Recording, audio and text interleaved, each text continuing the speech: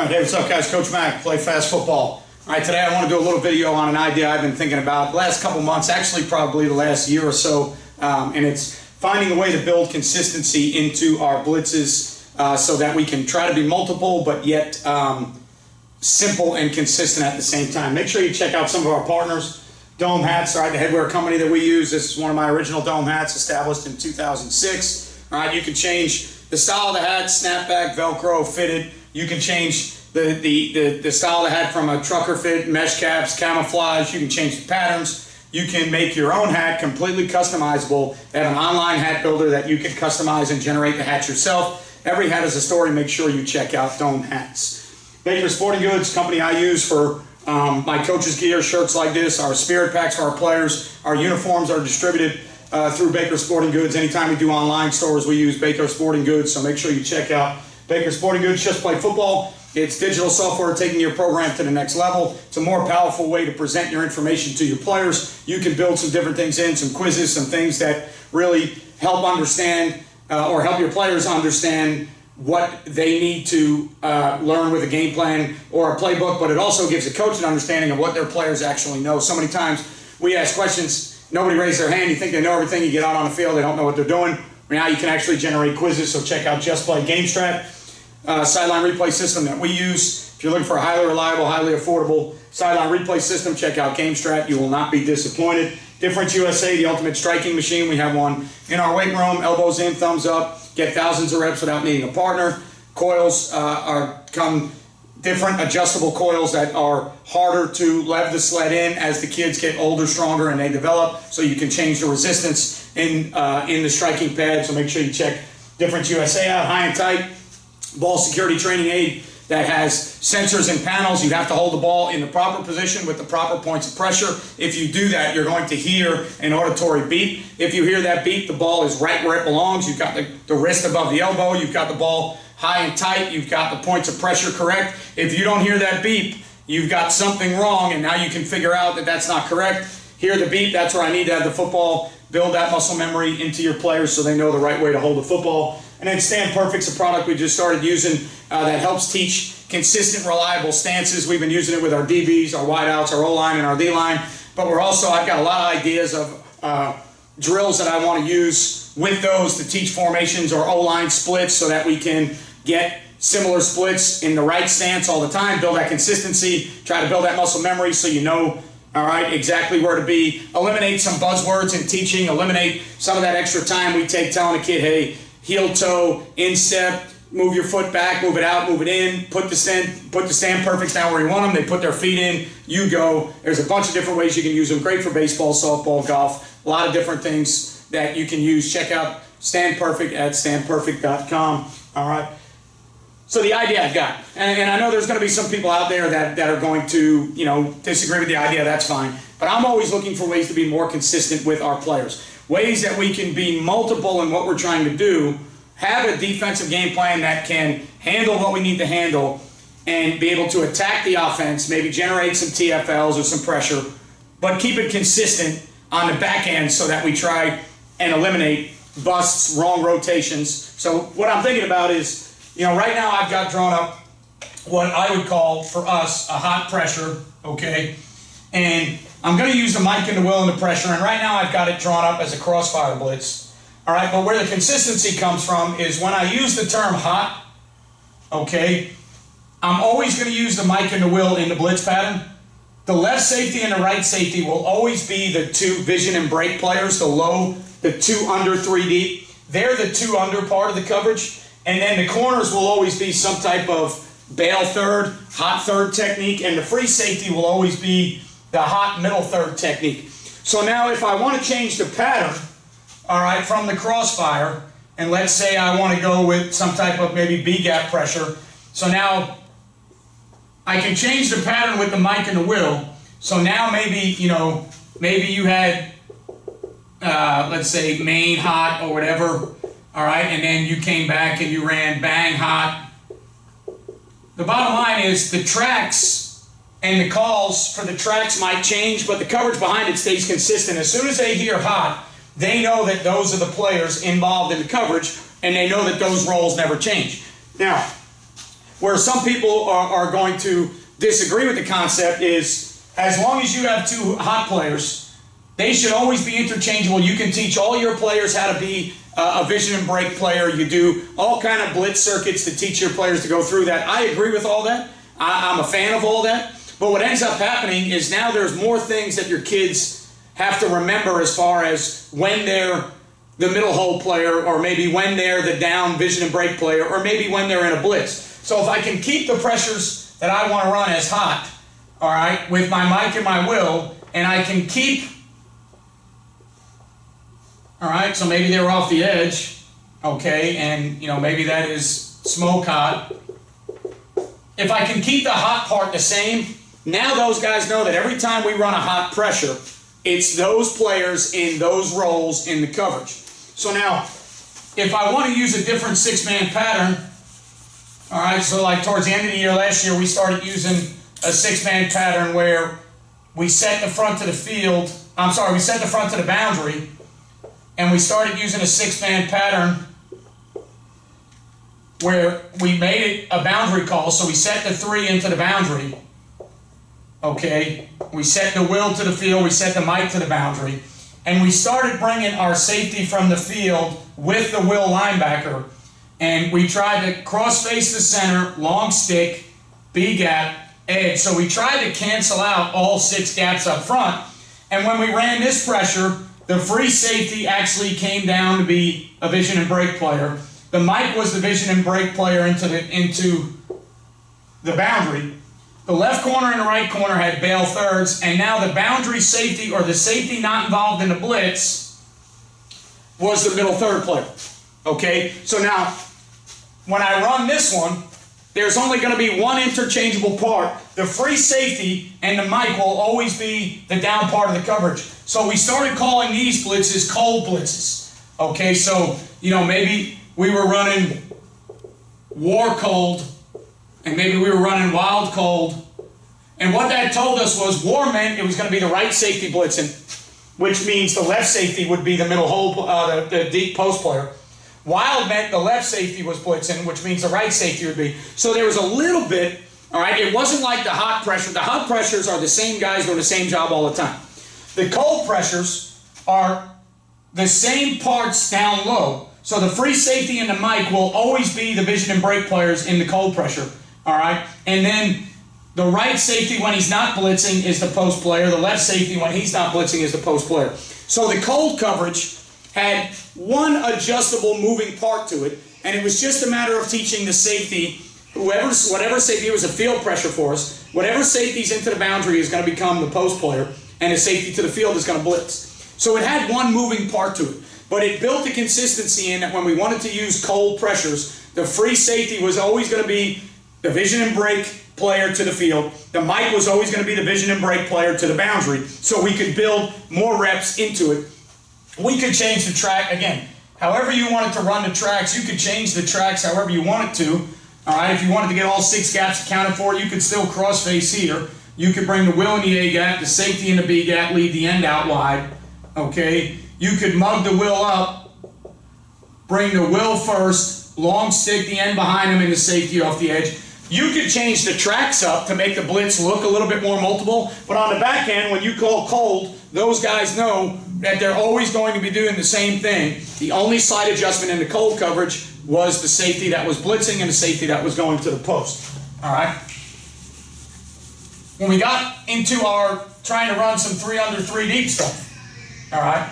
So when we got into trying to run some of the 3 under 3 deep stuff, we got to a point where I said, we're not going to teach this as match, carry, deliver because we don't teach rip, liz, match. We don't teach those principles. So we're going to carry this as a hot pressure, a vision and break pressure, and we're just going to add a third player to it. But we're going to try and keep it consistent to where we tried to run some single fire safety blitzes. Okay, so we started to run some single fire safety blitzes. And what we did was we called the coverage cover 6. All right, and when we called cover 6, we knew that the free safety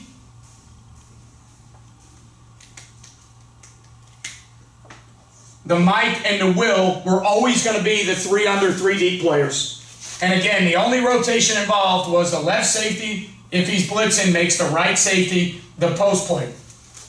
The free safety always goes to the side of the blitz and replaces the blitzer. And the thing that stays static with this is for us when we call cover 6, and I know cover 6 is not the cover 6 everybody else is thinking of. I call it cover 6 because I don't use cover 6 in my terminology anywhere else. So when I call it cover 6, I explain to the kids that cover 6 means we are always going to have 3 under and 3 deep, which equals 6 players. So there's 6 players in the coverage. All right, it's a 5-man pressure. So if I was bringing the left safety, we would line it up this way and the free safety would rotate down. If I was going to bring the right safety, all right, if I was going to bring the right safety, depending on, maybe I'd have the, if I had the front set the other way or whatever, I would set it up to where the front was set so that I knew that the Will would be away from the blitzer. So now if I want to bring him off the edge and maybe I penetrate long stick to change the pattern, whatever I want to do, free safety is going to rotate there. So now the left safety that's not in the blitz is going to go to the post. So again, similar to the cold pressure, the cover 6, the only rotation involved was which safety went to the post and which safety blitzed. And now, every time we went 3 under, you could rest assured for us that the 3 under players were always going to be the Will, the Mike, and the free safety. So now when I was teaching cover 6 or trying to do drills with cover 6 or trying to cover routes in cover 6, I was always working on the same 3 underneath players. And we taught these guys vision and break, and then we even taught him, hey, you're a vision and break player, but there's going to be 1 open gap. That's your run responsibility. So keep your normal run keys. If you get run and the B gap's open, you're a primary B gap player first if you get run that way. If it's a pass play, you're going to vision and break off the QB. Now we had 3 underneath vision and break players. I know that you should match, carry, deliver. I know the way 3 under, 3 deep is supposed to be played. We play it in a way that fits us. And then I add a level to it by making the 3 underneath players the same players all the time. So it builds consistency into what we're doing. I can change the blitz tracks up. All right, I can change those tracks up however I want. I can pirate this and bring them off the edge. I could twist it, penetrate, loop, bring them off the edge. I could bring the tackle and spike him in the A and bring that safety in the B. You can come up with different single fire patterns so the blitz doesn't look the same. But behind that blitz principle, when we call that cover 6, it's the same guys doing the same thing. Okay?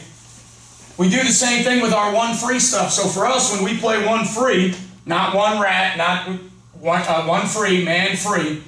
When we play man free as a 5-man pressure, we always send the Will. All right, so the most standard way that we do it is we kick it down to a bear front, and we'll play bear 1 free. But what happens when we play 1 free is my man players always stay the same, and my post player always stays the same. So if I just call bear 1 free, all right, we might line up in the bear front, kick everything over, and play 1 free. Corners have 1, safeties have 2 or 3 depending on the set. Corner has 1, safety has 2 or 3 depending on the set. Mike has 3 or a running back, so we always try to keep the Mike on a running back. If it's empty, then the Mike is, if there's not a running back and they go to true 10 personnel, may not be the best call for us because I don't want the Mike on a receiver. All right, so we may have some adjustments to empty. But now when I play 1 free, those guys know that they're the man players. Free safety knows that he's the post player. If I did it out of the over front, okay, and I wanted to, let's say, for whatever reason, I wanted to run Will 1 free. And now when it's Will 1 free, okay, I'm going to bring the Will in the A gap here, all right? It's the same 5 guys in the pressure. I changed from the bear front or I changed the track of the blitz. The Will is still the blitzer and the guys playing man free are man free, so that every time I come up with a blitz that's 1 free, it's the same guys playing man to man. So when we face different formations, multiple formations. Our guys get used to what players are involved in the man coverage. If we end up trying to bracket a two-back set, so if we ended up trying to bracket a two-back set, and I need to have a safety come in and bracket with the Mike.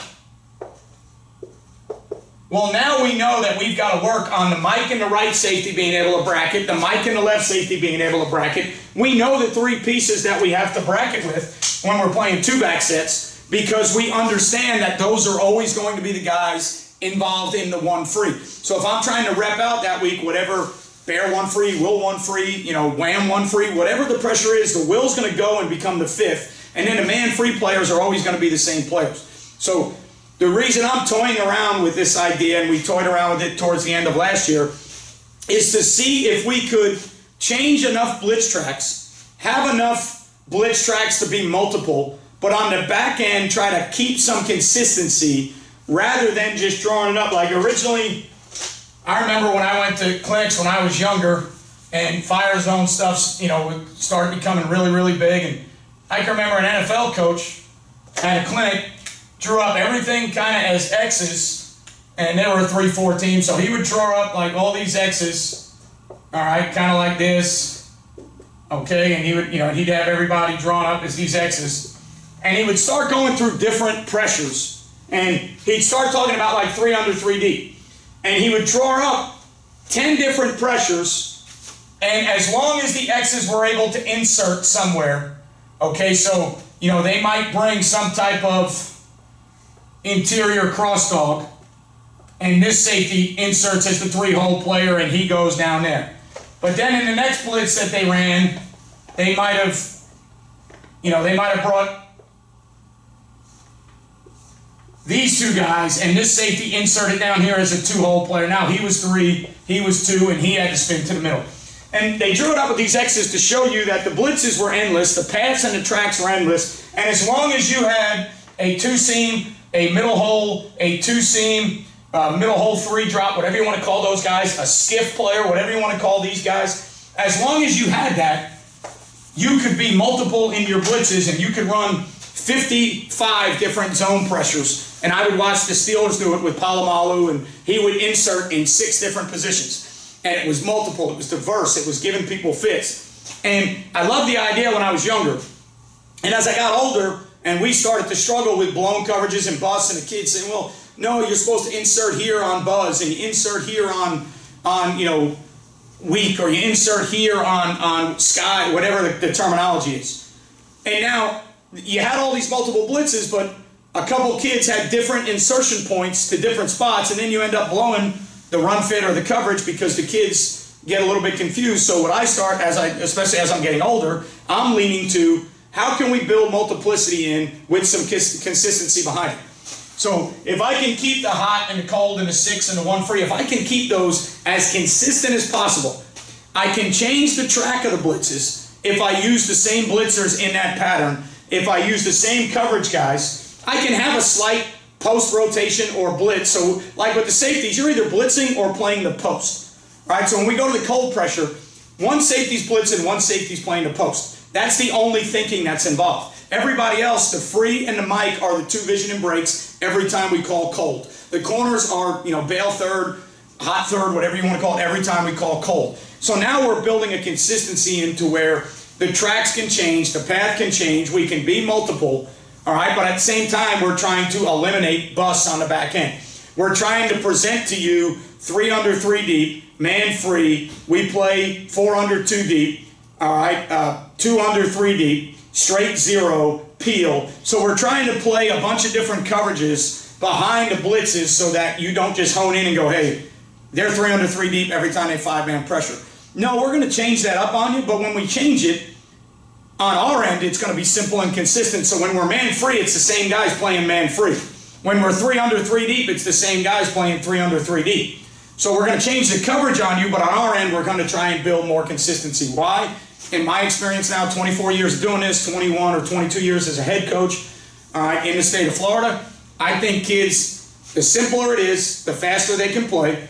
All right, and I think there's ways as coaches we can build multiple, diverse packages to where we feel good as a play caller that we've got enough answers in, but our kids can feel good that even with the answers we got in, there's some simplicity built in.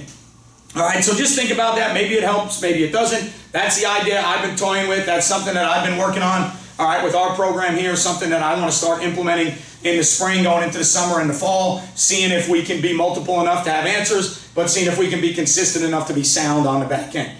All right, make sure you hit that subscribe button if you're not a subscriber. Turn on your notifications so every time I do a video or I go on YouTube Live like I did last night, you'll get a notification.